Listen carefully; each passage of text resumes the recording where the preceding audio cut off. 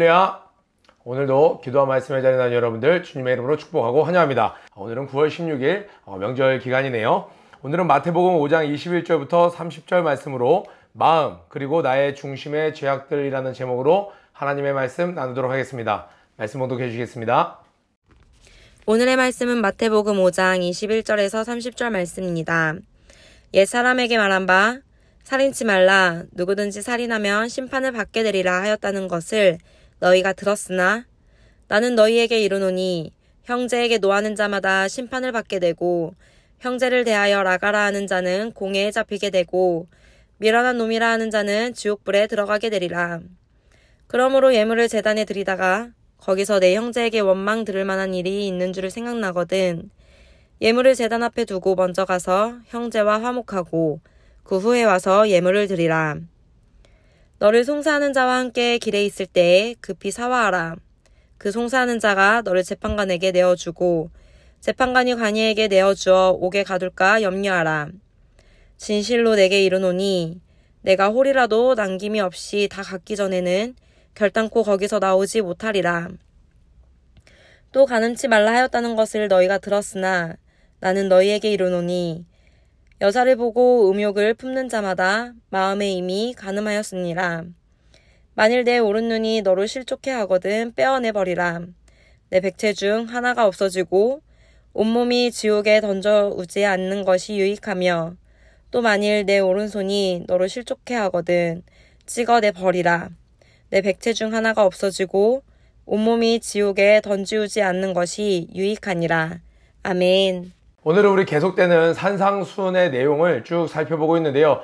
예수님께서는 구약 성경에 나오는 모세의 10계명에 견주어 이제 새로운 복음 시대에 천국 백성으로서의 살아갈 인간으로서의 규례를 그 근본 이유를 들어서 쭉 설명해 주고 계십니다. 그러니까 도덕적인 규범, 도덕적으로 착하게 사는 것은 필요 없다가 아니라 하나님의 백성은 더더군다나 도덕적으로 흠없고 점없는 인생을 살아야 하는데 오늘은 두 가지를 이야기하고 있습니다. 21절에 보니까 옛사람에게 살인하지 말라 하는 것을 너희가 들었으나 또 27절에 간음치 말라 하였다는 것을 너희가 들었으나 그러니까 6계명과 7계명에 대해서 이야기하는 거예요. 그러니까 이 말씀을 들었던 구약시대 때 사람들은 살인하지 않아요. 그리고 또 간음하지 않아요. 그런데 자기 마음대로 이혼을 밥 먹듯이 하고 또 젊은 아내를 계속 맞아들이면서 이건 간음 아니잖아. 내가 이혼했고 새로운 아내를 맞아들인 거야 라고 자기를 합리화하면서 자신의 욕구를 채우는 그러한 성욕을 채우는 모습들을 보면서 예수님께서 너희들 간음하지 말라는 것을 들었으나 그것의 근본은 이러한 거야. 너희가 살인하지 말라 하는 것을 들었으나 이들이 이야기합니다. 내가 죽이지도 않았어요. 그런데 죽을 것처럼 사람을 때립니다. 죽을 것처럼 말로 사람의 상처를 줍니다. 그리고서 뭐라고 이야기합니까? 난 계명 지켰어요. 죽이지 않았잖아요. 라고 이야기하는 거예요. 그들을 향해서 예수님께서 너희가 이런 말을 들었지만 그 말의 본뜻은 이런 정신을 갖고 하라는 거야. 라고 이야기합니다.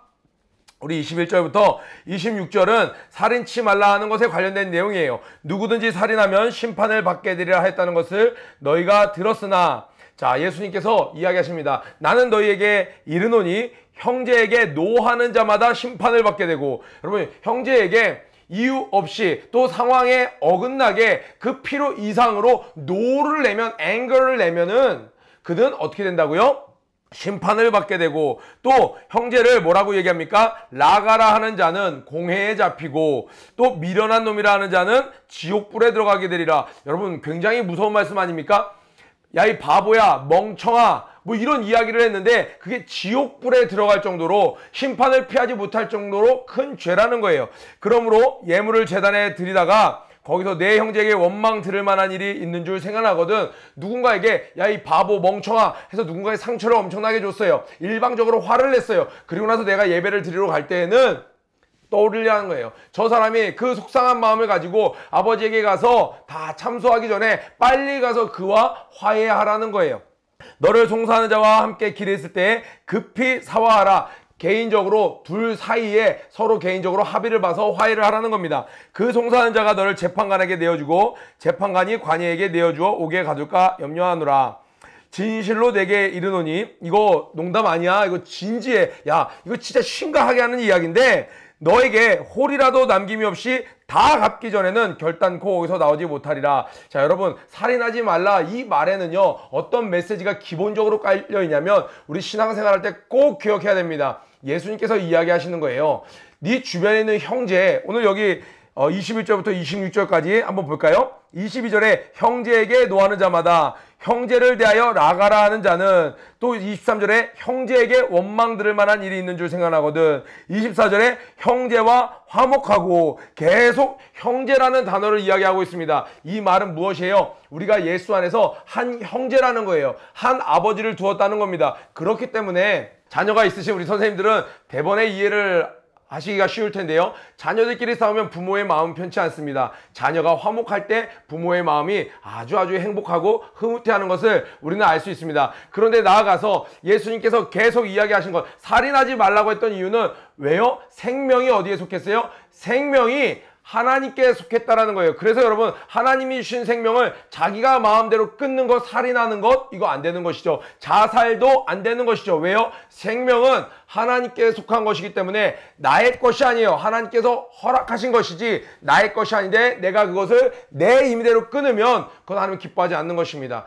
여러분, 그래서요, 여러분들도 옷을 입고 학교에 가는데 옆에 있는 친구가 내가 입고 온 옷을 야 이건 내 스타일이 아니야 하고 지적을 하면 우리는 어떻게 생각합니까? 굉장히 웃기지 않습니까? 왜요? 이건 그 사람 게 아니에요. 본인이 마음에 안 들면 본인은 그 신발, 그 모자, 그 양말 안 신으면 되는 거예요. 내가 입은 걸 가지고, 내 것을 가지고 다른 사람이 이래라 저래라 말하는 것 안 된다라는 거예요. 그러니까 우리 교회 안에서 또 공동체 안에서 주변에 있는 사람한테 야 이 바보야 넌 왜 이렇게 덜 떨어져 있어 이런 말을 하는 거는 그냥 그 상대방에 대한 평가가 아니라 하나님은 뭐라고 얘기하는 거예요?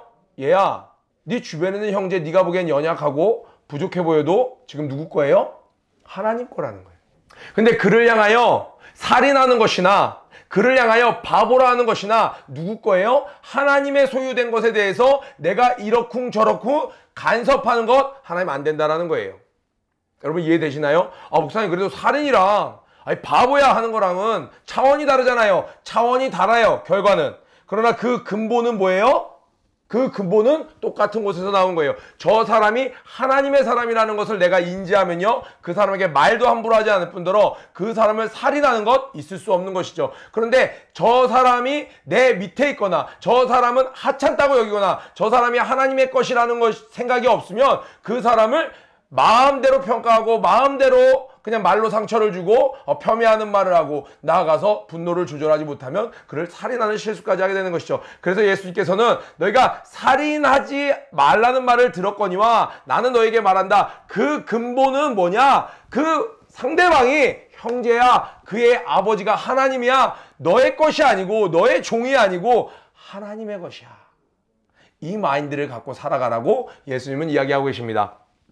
이해되시죠? 27절에 보니까 또 간음치 말라 하였다는 것을 너희가 들었으나, 이 간음이라는 거는 이 라인을 넘어가는 성관계를 이야기합니다. 하나님께서 허락하신 내 아내, 내 남편, 이 하나님께서 허락하신 가정 안에서 이 누리는 성생활이 아닌 그 넘어가는 것을 이야기합니다. 특별히 남의 아내, 남의 남편에게 손을 뻗치는 것은 명백하게 죄악이라는 것을 예수를 믿지 않아도 알 수 있는 것이죠. 그런데 뭐라고 이야기하고 있습니까? 예수님은 나는 너에게 이르노니 여자를 보고 의욕을 품는 자마다 마음에 이미 간음하였느니라. 마음으로 의욕을 품는 순간 이미 간음한 거나 마찬가지라는 거예요. 여러분, 간음이라는 결과는 왜 나옵니까? 마음의 의욕이 시작됐기 때문에 그 결과로 그것이 나타난 것이에요. 과거에는 인간의 도덕성이 무너지기 전에는 그래도 때때로 여러 가지 장치들로 인해서 이것이 마음에 있었을지라도 여러 가지 규제를 통해서 절제할 수 있었습니다. 행함으로 나타나기 전에 스탑할 수 있는 기회가 있었습니다. 그러나 요즘 시대는요,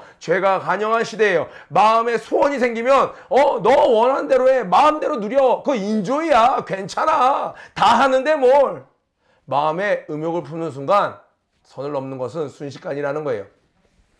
자, 그래서 예수님께서 뭐라고 얘기하십니까? 이것을 이야기하는데 29절 30절 굉장히 무서운 이야기를 합니다. 만일, 30절에도 만일, 그러니까 어떤 가정을 이야기하는 거예요. 너의 오른눈이 너를 실족해 하거든 어떻게 해요? 빼버리라는 거예요. 왜? 내 백체 중에 하나가 없어지고 온몸이 지옥에 던지우지 않는 것이 유익하며, 똑같은 구조로 이야기합니다. 오른손이 너를 실족해 하거든 찍어내버리라. 내 백체 중에 하나가 없어지고 온몸이 지옥에 던지는 것보다 나으니라. 똑같은 구조로 반복되고 있는데 우리 친구들 생각해보세요. 이렇게까지 무섭게 이야기하신 이유, 우리 지난주에 설교 때 한번 나눠봤었죠. 이집트에 있었던 그 모카타라는 바위산이 움직였던 그 놀라운 일에 어떤 청년이 쓰임받았다고요? 정말 이 음욕을 품은 것 때문에 누나를 뽑기까지 하나님의 말씀 순종하려고 했던 시몬이라는 청년이 쓰임받았다는 거 우리 한번 나눈 적이 있어요. 이 말씀에서 강조하는 것은 무엇이에요? 너가 음욕을 품었으면 이미 간음했다. 그런데 이 간음하는 거, 음욕의 죄를 끊어버리기 위해서는 대가를 치를 준비를 해야 된다는 거예요. 여러분, 음욕을 원하는 사람은 없습니다. 크리스찬 청년 중에, 크리스찬 청소년 중에 전 음욕을 원합니다, 더 원합니다 하는 친구는 없어요. 다 끊길 원합니다, 안 하길 원합니다, 깨끗하길 원합니다, 정결하길 원합니다. 그런데 마음은 그런데 아무 대가를 치르지 않아요. 마음만 그렇게 먹으면, 예배 때 울면서 회개하면 그게 되는 줄 아는데 예수님은 분명히 얘기하신 거예요. 너 정결하기 원하지? 그러면 이 정도의 각오를 하고 대가를 치러야 돼. 실제로 눈을 뽑아라, 팔을 잘라라가 아니에요. 그 정도의 각오로 네가 대가를 치러야 된다는 거예요. 희생을 해야 된다는 거예요. 그런데 요즘엔 이거 하지 않습니다. 어떻게 해야 되나요? 예전엔 노트북 같은 거 데스크탑 거실에 옮겨놓는 거예요. 왜요? 부모님의 눈이 있으면 혼자 있는 곳에서 그런 거 하지 않으니까. 그 가능하면 요즘에는요, 여러분 세상이 교묘해졌습니다. 19세 그 빨간 비디오까지 볼 것도 없어요. 15세 영화라고 해요. 15세 영화. 고등학생 이상 관람가예요. 그런데 영화가 90분 동안 진행되는 동안, 120분 동안 진행되는 동안 거기에 딱 10초만 19세 이상 관람가인 장면을 살짝 넣어요. 그러면 이거 심의를 볼 때 전체적으로는 괜찮은데 여기 잠깐 살짝 선을 넘는 거니까 이거는 고등학생 이상 관람가로 합시다. 땅땅땅 해요. 그러면 어떻게 일이 벌어집니까? 그 10초 때문에 어떻게 해요? 머릿속에 음란한 생각이 자리를 잡는 겁니다. 그런데 예수님 뭐라고 말씀하세요? 네가 마음으로 음욕을 품어도 이미 간음한 것이라고 얘기하는 거예요. 그러니까 사단은요, 분량을 많이 늘려서 19세 이상 관람가 해갖고 청소년들이 못 보게 하는 게 아니라 고등학생 이상 관람가래요. 때때로 중학생 이상 관람가래요. 그런데 그 안에 살짝, 아주 살짝 길을 열어주는 거예요. 음욕을 품을 수 있는 길을 열어주는 거예요. 우리 정말 정결하길 원하는 청소년 친구들이라면 내가 희생을 하는 겁니다. 각오를 하는 거예요. 여러 가지가 있을 수 있습니다. 여러분 어플도 한번 정리를 해보세요. 여러분의 계정도 한번 둘러보세요.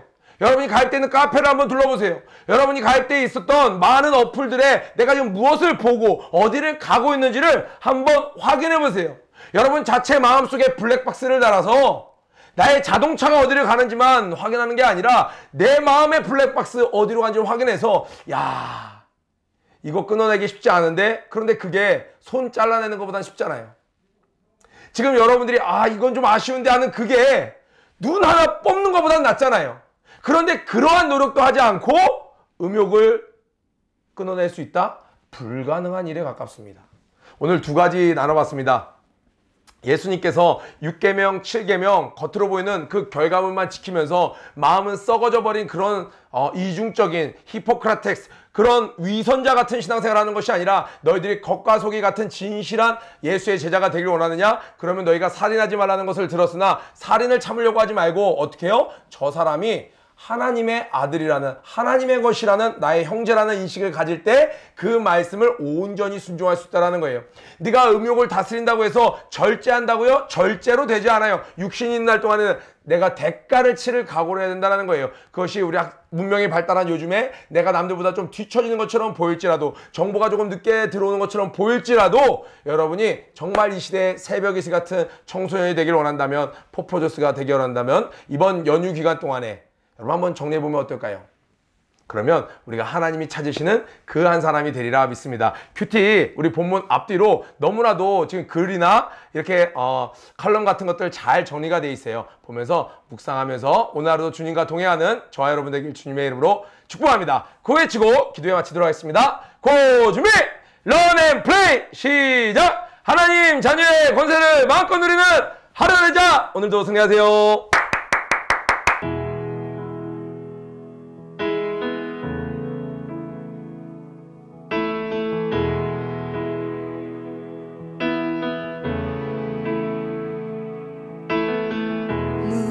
꿇고 엎드리니 우리 겸손케 하소서.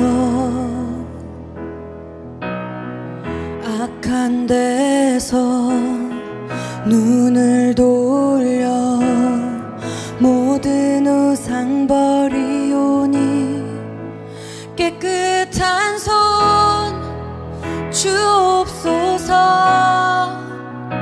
주님만 높여드리기 원해.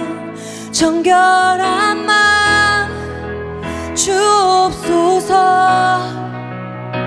주님만 높여드리기 원해.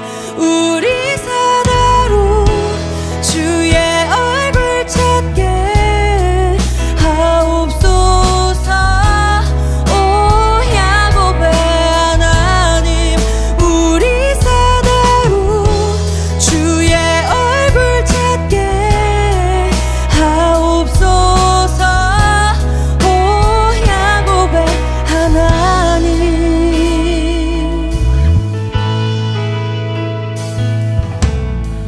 무릎 꿇고 엎드리니 우리 겸손케 하소서. 악한 데서 눈을